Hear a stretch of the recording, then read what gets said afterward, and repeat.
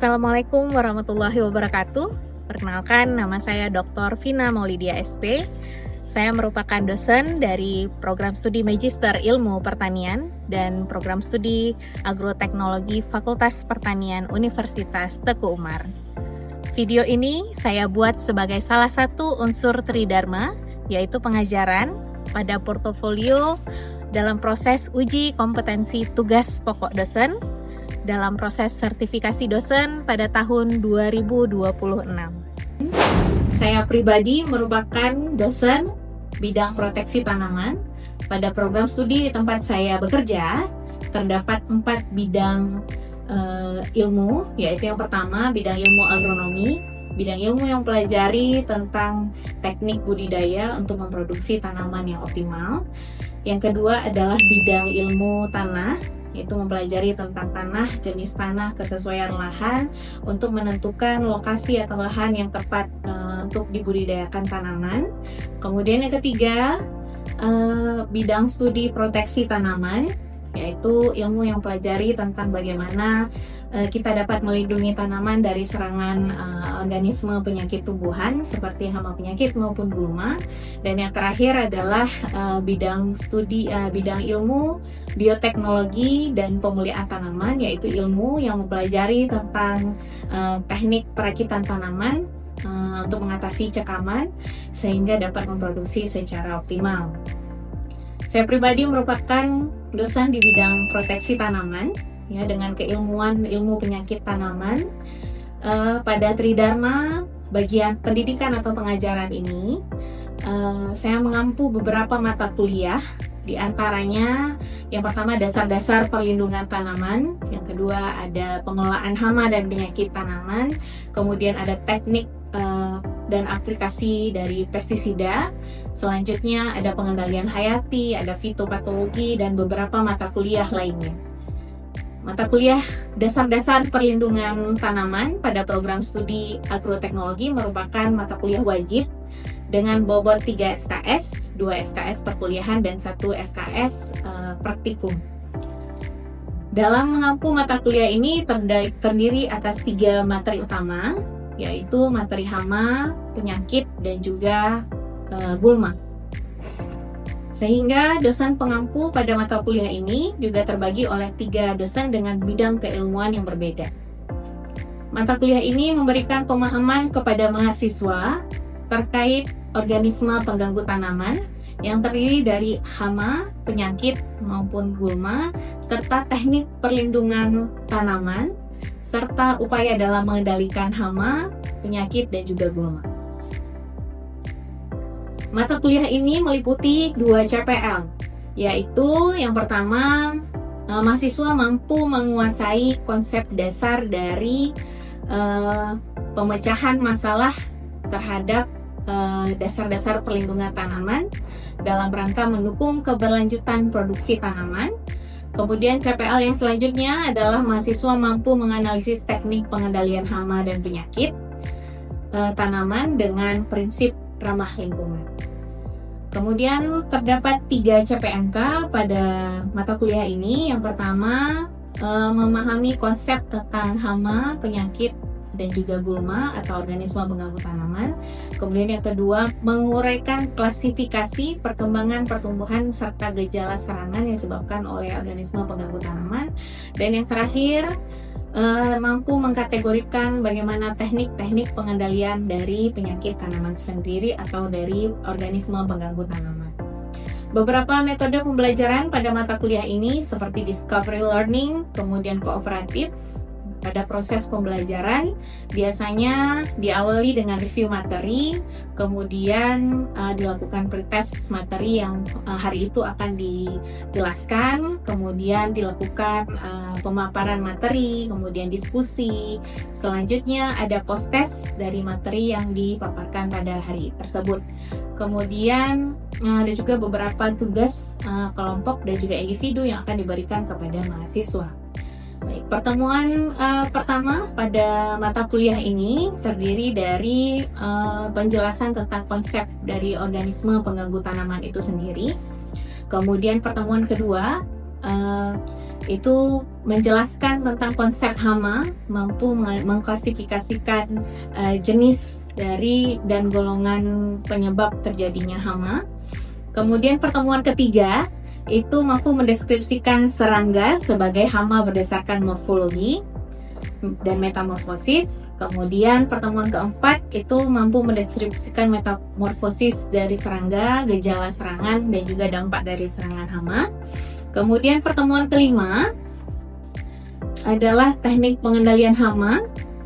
Kemudian pertemuan keenam itu mampu menjelaskan dasar dari ilmu penyakit tanaman, termasuk konsep dari penyakit tanaman itu sendiri.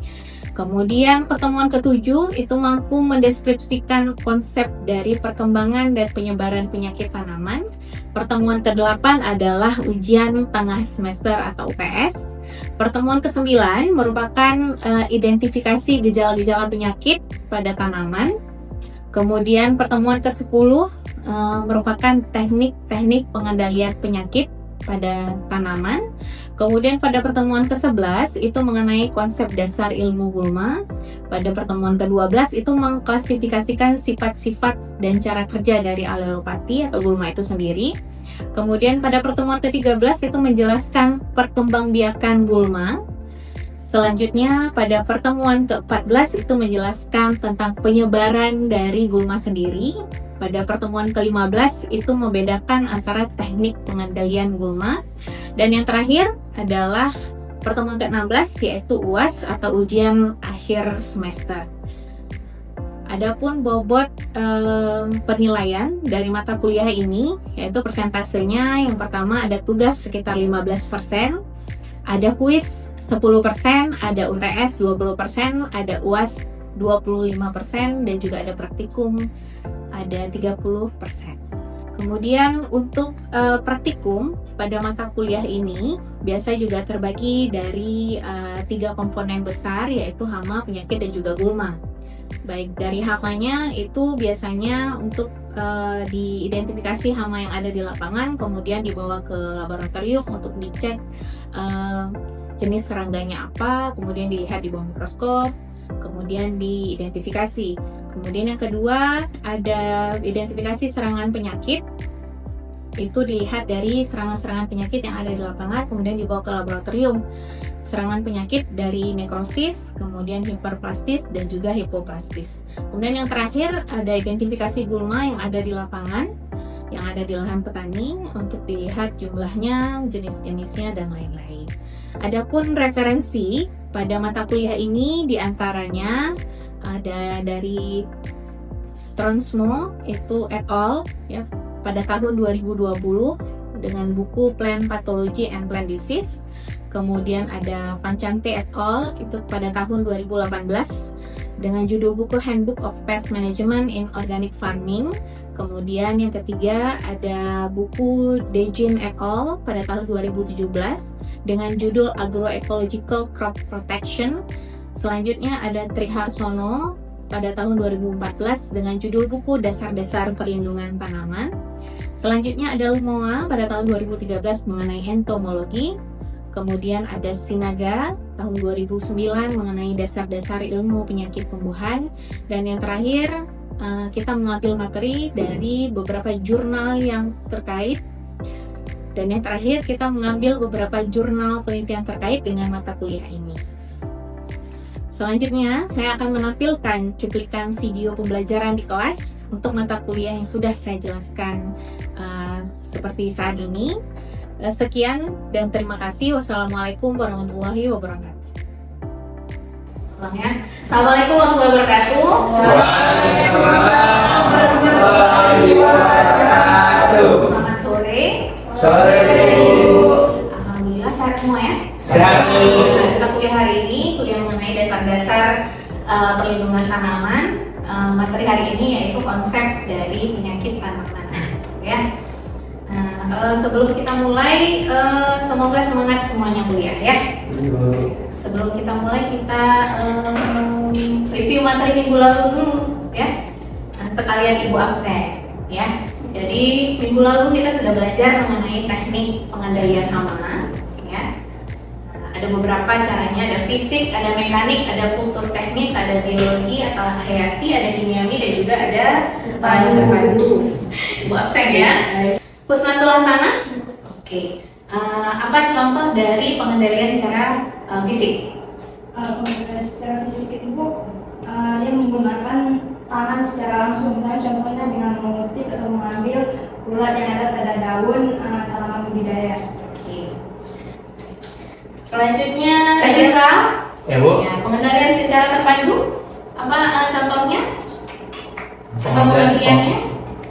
Pengertian dari pengendalian secara terpadu ialah cara mengolah OPT dengan menggabungkan dari semua teknik-teknik pengendalian hama. Baik, selanjutnya secara kultur teknis siapa yang akan menjawab? Silakan. Kultur teknis itu yang menggunakan dengan rotasi tanaman, yaitu pergantian jenis tanaman pada lahan yang sama dalam waktu tertentu. Oke, bagus sekali. Selanjutnya pengendalian secara biologi siapa yang akan menjawab? Baik, Hafiz silakan. Pengendalian secara biologi itu cara mengendalikan hama menggunakan musuh alami seperti predator, patogen, dan tanaman. Oke. Selanjutnya pengendalian secara kimiawi. Siapa yang bisa menjawab ya? Silakan. Itu dengan menggunakan insektisida yang berfungsi untuk membunuh atau menekan populasi serangan hama itu. Oke, bagus. Oke. Jadi materi minggu lalu itu kita sudah belajar tentang teknik pengendalian hama. Nah, minggu ini kita belajar mengenai penyakit ya. Jadi memahami dasar dari ilmu penyakit tanaman, kemudian mulai dari pengertiannya, kemudian patogennya apa aja. Ini makhluk-makhluk yang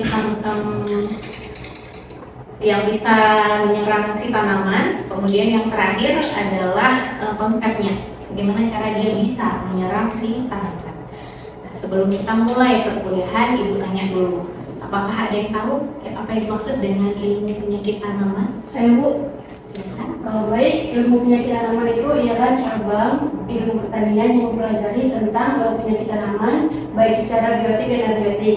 Tujuannya itu untuk mengendalikan dan mencegah kerugian terhadap hasil panen petani. Bagus. Selanjutnya, ada yang tahu nggak patogen apa aja yang biasanya menyerang tanaman-tanaman yang dibudidaya? Terus, patogen yang biasa menyerang tanaman budidaya itu seperti jamur, bakteri, patogen, dan nematoda, Bu. Oh, oke, benar ya. Kemudian ada beberapa konsep dalam patogen itu menyerang tanaman. Ya, ada konsep segitiga, segi 4, dan juga segi 5. Adakah yang tahu konsep segitiga itu apa saja? Konsep segitiga penyakit adalah konsep penyakit tanaman yang menjelaskan bahwa penyakit hanya akan terjadi jika 3 faktor utama saling berinteraksi secara bersamaan, yaitu mulai dari inang, patogen, dan lingkungan. Oke, bagus. Jadi segitiga itu ada patogen, ada inangnya, ada lingkungan. Nah, itu kalau segitiga. Kalau segi 4 ditambah 1. Siapa yang bisa menjawab salah satu? Saya Bu, yang pertama Bu, lingkungan. Lingkungan yang pertama. Yang pertama ada inang, yang kedua ada patogen, yang ketiga ada lingkungan, yang keempat ada waktu. Ya, betul. Ya, yang keempat ada waktu, ada tambahan waktu di segi 4. Kemudian di segi 5 ada tambahan 1 lagi, penyebab penyakit dari tumbuhan. Siapa yang bisa menjawab? Saya Bu. Yang di segi 5 itu Bu, dia ada inang, patogen, lingkungan, manusia, dan waktu. Nah, benar. Jadi tambahannya 1 lagi adalah Manusia. Untuk penjelasan lebih lanjut, kita masuk ke dalam materi. Nah, ini adalah gambar-gambar tanaman yang terkena penyakit pada tanaman. Adakah yang tahu ini kena penyakit apa? Beda-beda ya penyakitnya, dari sini, dari bawah sana. Yang di tengah ini jamur. Jamur. Ya, terus Yang sebelah kiri terkena serangan bakteri, Bu. bakteri, ya. Kemudian lagi, ini biasanya ada yang ada tanaman tomat, kemudian dia lain. Salium ya, seperti itu. Oke. Ini ya, pengertian dari penyakit tanaman.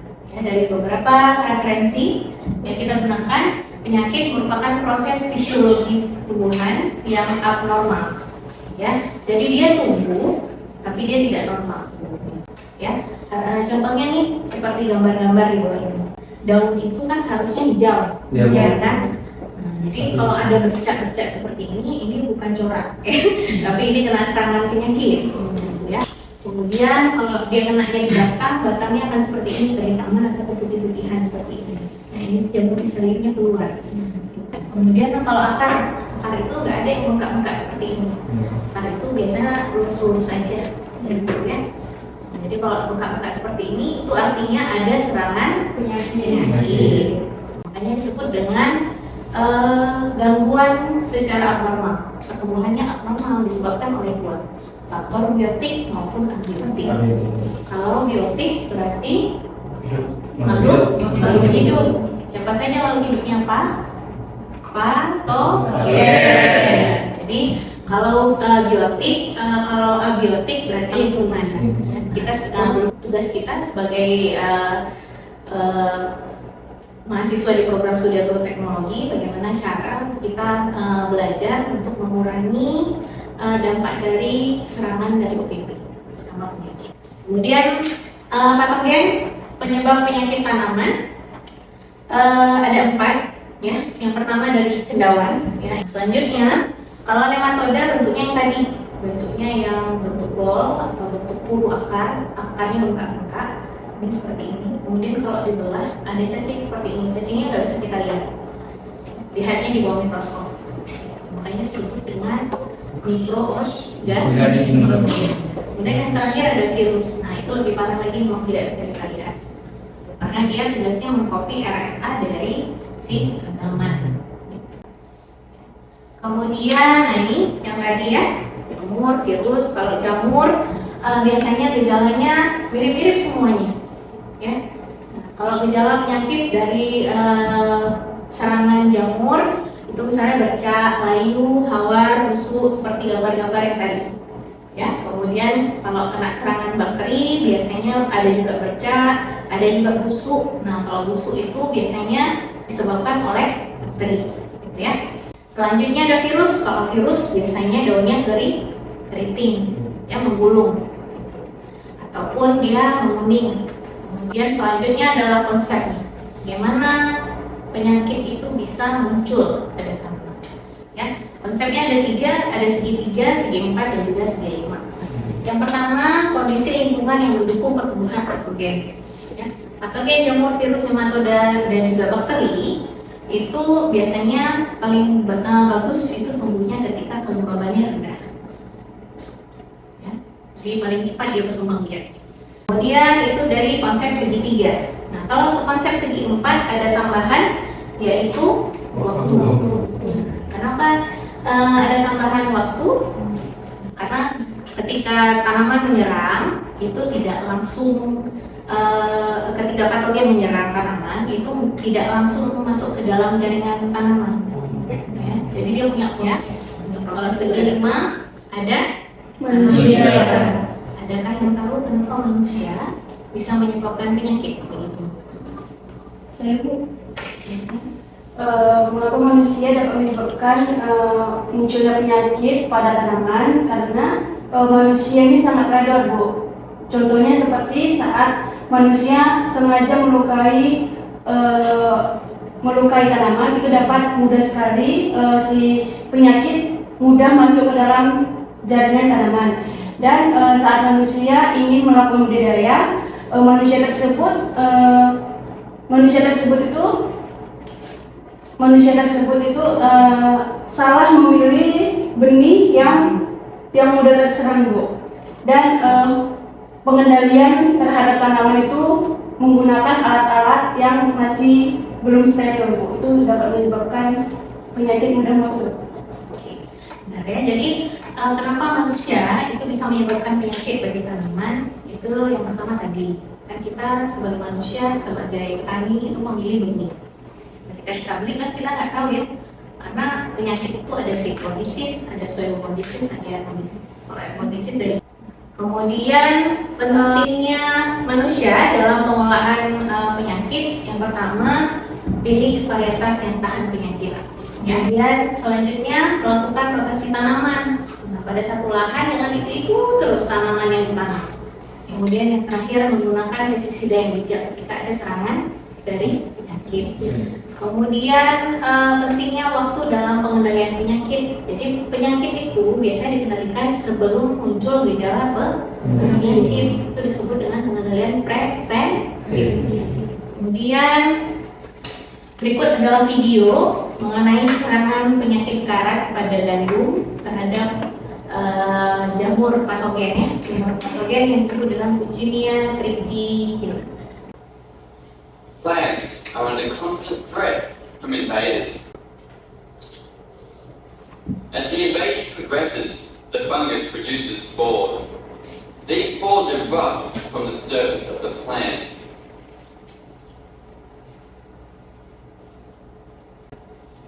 The spores spread, creating pustules, new sites of infection. Soon the plant's stem and leaves are covered in fungal growth. Carried by wind, the fungal spores can travel great distances, eventually reaching other potential hosts. This spore must now find the nutrients it requires to grow. Sending out the germ tube, it seeks an entry point into the plant. A newly formed penetration tube breaks inside the stem, and the fungus extends further into the plant. Once inside the stem, another structure, called the haustorium, is used to penetrate inside one of the plant's cells. The fungus can now take nutrients from within the plant.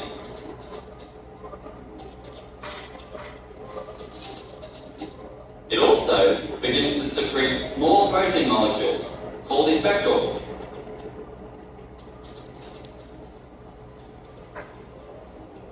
This is a critical time for the plant. If it can detect the fungal effector proteins, it can try to stop the invasion. The plant has specialized resistance proteins which act like an immune system. The resistance proteins can bind with the fungal effector proteins. This binding event alerts the plant that an infection is taking place. Now that the parasite is detected, the infected cells are sacrificed, cutting off the energy supply to the invader. The fungus will eventually starve, and the plant will continue to grow.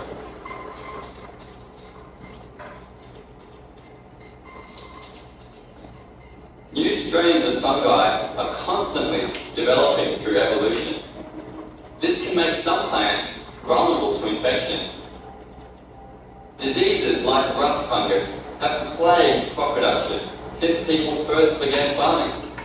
Globally, infections of rust destroy 15 million tons of wheat each year. Because of this, wheat breeders must vigorously seek new sources of resistance to protect crops.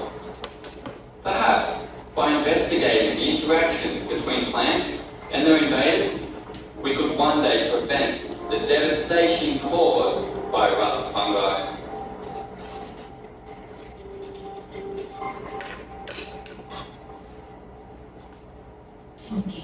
Ini yang titik merah tadi adalah spora, ya. Sporanya terbang, berterbangan dibantu dengan angin. Ya, jadi proses penyebarannya melalui angin.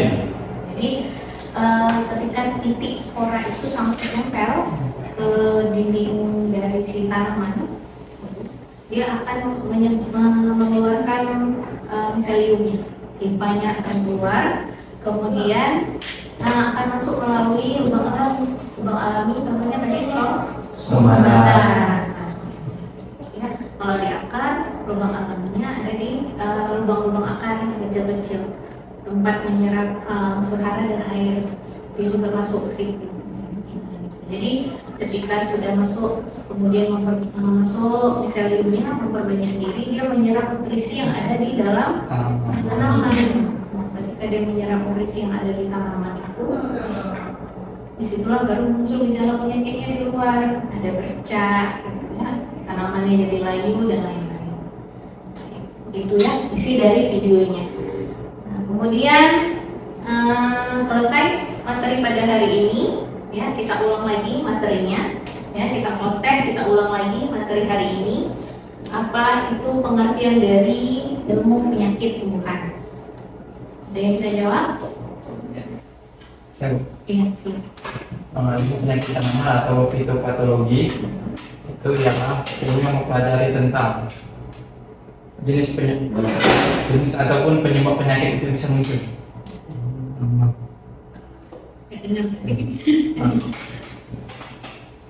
Pengertian ilmu penyakit tanaman ataupun fitopatologi yaitu adalah ilmu yang mempelajari tentang bagaimana penyakit itu bisa muncul. Ya. Bagaimana penyakit itu muncul? Betul. Munculnya melalui ada beberapa faktor tadi, ada beberapa konsep, ya. Yang konsep yang pertama, siapa yang sudah paham tadi? Konsep yang pertama apa saja? Ada segitiga. Ya, segitiga apa saja isinya, Pak? Lingkungan ya. Ada 5. Ya. Segi 4. Tambahan adalah Waktu. dalam menyerang tanaman. Kemudian yang terakhir Manusia. Segi 5. Tambah manusia. Jadi patogen penyebab penyakit ada 4 apa saja? Ada cendawan, ada cendawan sama dengan jamur, ada bakteri, Virus. dan juga ada. Oke. Baik. Sekian materi hari ini. Materi selanjutnya untuk minggu depan kita masuk konsep perkembangan dan penyebaran penyakit tanaman. Ya, akan menjelaskan tahapan perkembangan penyakit, kemudian faktor yang mempengaruhi perkembangan penyakit, dan yang terakhir proses penyebaran penyakit dari tanaman. Baik, ini adalah referensi dari materi kuliah hari ini, ya. Kemudian sekian dan terima kasih atas perhatiannya. Semoga ilmunya bermanfaat. Apakah ada lagi yang ingin bertanya? Tidak? Tidak ada. Kita akhiri pertemuan hari ini. Alhamdulillah. Terima kasih. Wassalamualaikum warahmatullahi wabarakatuh. Waalaikumsalam.